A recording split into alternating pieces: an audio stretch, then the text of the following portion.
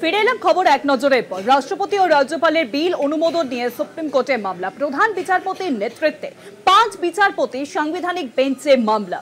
তৃতীয় দিন চলল মামলার শুনানি। সলিসিটর জেনারেল তুষার মেহতা তার সওয়াল শেষ করলেন। এবার ভাওয়াল শুরু করলেন মধ্যপ্রদেশের রাজ্যের আইনজীবী এন.কে. কাউল। আগামীকাল ফের রয়েছে কিন্তু শুনানি।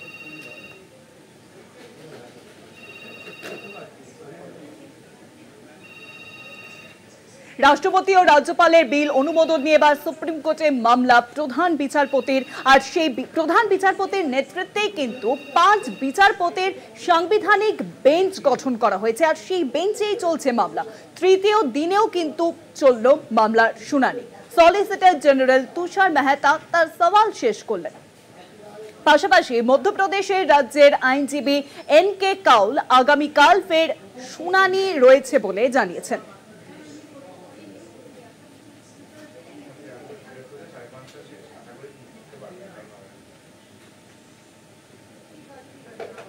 তৃতীয় দিনও কিন্তু চলল মামলা। সলিসিটর জেনারেল তুষার মেহতা তার সওয়াল শেষ করলেন।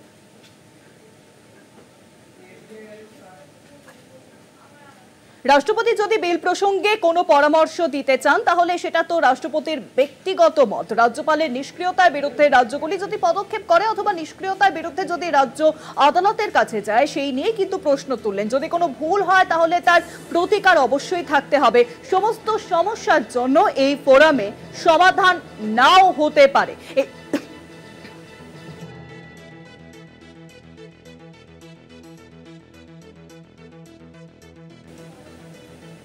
শুধু ন্যায়সঙ্গত অন্য কিছু সংযোজন বা সাংবিধানিক ব্যাখ্যা কিন্তু আলাদা। আমাদের তার ব্যাখ্যা করতে হবে।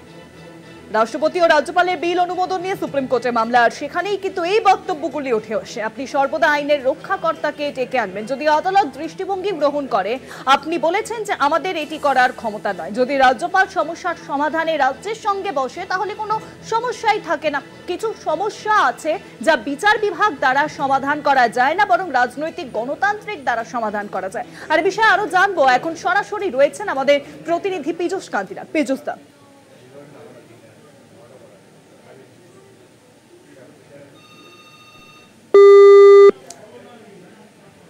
যান্ত্রিক গোলযোগের কারণে কোনো কারণে যোগাযোগ বিচ্ছিন্ন হয়েছে। আমরা আবারও যোগাযোগ করার চেষ্টা করব আমাদের প্রতিনিধির সঙ্গে। আর এই মুহূর্তে চলে যাব আমাদের প্রতিনিধি পীযূষ কান্তিনাগের কাছে। পীযূষ দা,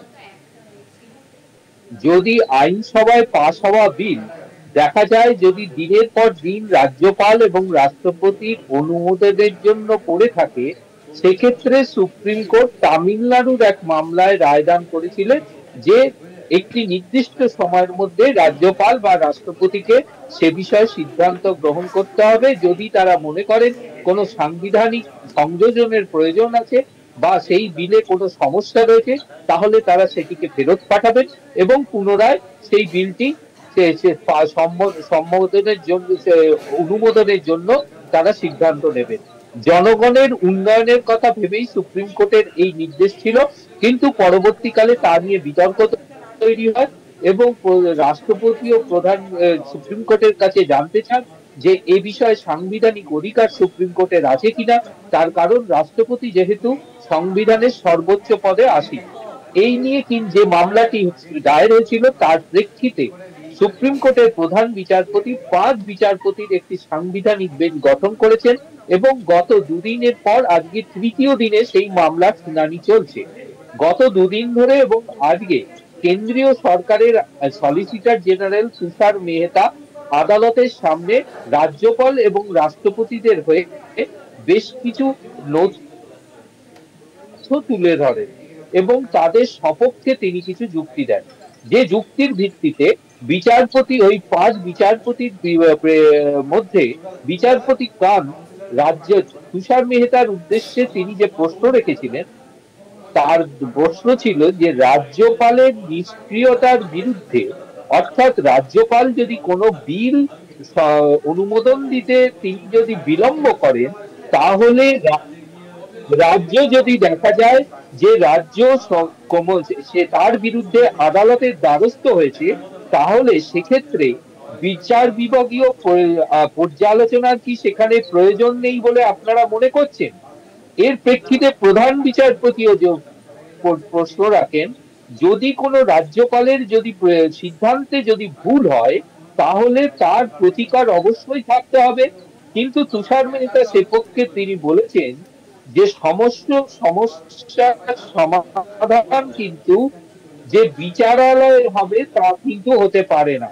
এর প্রেক্ষিতে তুষার মেহতাকে জবাব হিসাবে প্রধান বিচারপতি বলেন, এই সংবিধানে আদালত হচ্ছে সংবিধানের রক্ষক, অর্থাৎ যে যদি কোনো সাংবিধানিক আধিকারিক বা কর্মকর্তা তারা যদি দায়িত্ব পালন না করে তাহলে কি আদালতের সেই ক্ষমতা নেই যে তাদের বিরুদ্ধে তার সপক্ষে কোনো পর্যবেক্ষণ দেওয়া? আদালতের কি সেক্ষেত্রে হাত পা বাঁধা রয়েছে? বিচারপতি কান্ত আরো মেহতা সলিসিটর জেনারেলের উদ্দেশ্যে বলেন, যদি ব্যাখ্যা চায় সুপ্রিম কোর্ট তাহলে সেই আদালতের মাধ্যমে আদালত কি সে ব্যাখ্যা চাইতে পারে না? শুধুমাত্র সলিসিটর জেনারেল এর উত্তরে বললেন যে শুধুমাত্র ন্যায় সংহিতা অর্থাৎ আইনের বিষয়ে কিন্তু পর্যালোচনা করতে পারে, কিন্তু কখনো সংযোজন বা সংবিধানের ব্যাখ্যা আলাদা করে চাইতে পারে না আদালত। তার কারণ আমাদের প্রধান বিচারপতি পরিষ্কার সলিসিটর জেনারেলকে জানিয়ে দেন এ বিষয়ে কিন্তু আদালতের কাছে তাদেরকে পরিষ্কার ভাবে ব্যাখ্যা দিতে হবে। ৩৫৬ ধারা প্রসঙ্গে এদিনকে ওঠে, প্রধান বিচারপতি বলেন যে এই ৩৫৬ ধারা প্রয়োগের বিষয়ে রাষ্ট্রপতির যে ক্ষমতা সেই ক্ষমতা বা রাজ্যপালের ক্ষমতা প্রসঙ্গে ওঠে, কিন্তু সেটি সীমিত সংখ্যক ক্ষমতা, এই বিষয়টিও কিন্তু উল্লেখ করা হয়। আজকের মতো সলিসিটর জেনারেল তার সওয়াল পর্ব শেষ করেছেন, কিন্তু পরবর্তী আগামীকাল ফের শুনানি রয়েছে। তবে ইতিমধ্যে সওয়াল পর্ব শুরু করেছেন মধ্যপ্রদেশের হয়ে যে মামলা দায়ের করেছেন সেই মধ্যপ্রদেশ রাজ্য সরকারের আইনজীবী এন.কে কাউল। তিনি আজ খুব সংক্ষিপ্তই সওয়াল করতে সুযোগ পেয়েছেন। তিনি তার সওয়ালের এইটুকু বিষয় আদালতের সামনে আজকে তুলে ধরেছেন। যদি অনন্তকাল ধরে রাজ্যপাল বিল স্থগিত রাখে তাহলে কি আদালত সেখানে ক্ষমতাহীন হয়ে পড়বে? যদি পরিস্থিতি দেখা যায় যে রাজ্যপালের বছরের পর বছর ধরে রাজ্যপাল তার দায়িত্ব পালন করছে না, তাহলে কি সেক্ষেত্রে আদালতের কাছে কেউ দ্বারস্থ হতে পারে না? আদালতে প্রথমত হচ্ছে এই রাজ্যপাল বিল পেশের বিষয়ে কতগুলি বিষয় বিশেষভাবে উল্লেখ রাখতে হবে। প্রথমত হচ্ছে কোন বিল আইনসভায় পাশ হলে তার সম্মতি দেওয়া রাজ্যপালের। দ্বিতীয় অংশ হচ্ছে বিল পড়ে থাকা রাজ্যপালের কাছে। তৃতীয় অংশ হচ্ছে সেই বিল রাষ্ট্রপতির কাছে পাঠাতে পারেন রাজ্যপাল। চতুর্থত হচ্ছে রাজ্যপাল পরামর্শমূলক প্রক্রিয়া করতে পারেন, অর্থাৎ রাজ্যের সঙ্গে পরামর্শ করে সেই বিলে যদি কোনো সমস্যা থেকে থাকে সেই সমস্যা তিনি মেটাতে পারেন। অনেক ধন্যবাদ পীযূষ দা, সরাসরি ছিলেন আমাদের প্রতিনিধি পীযূষ কান্তি নাগ।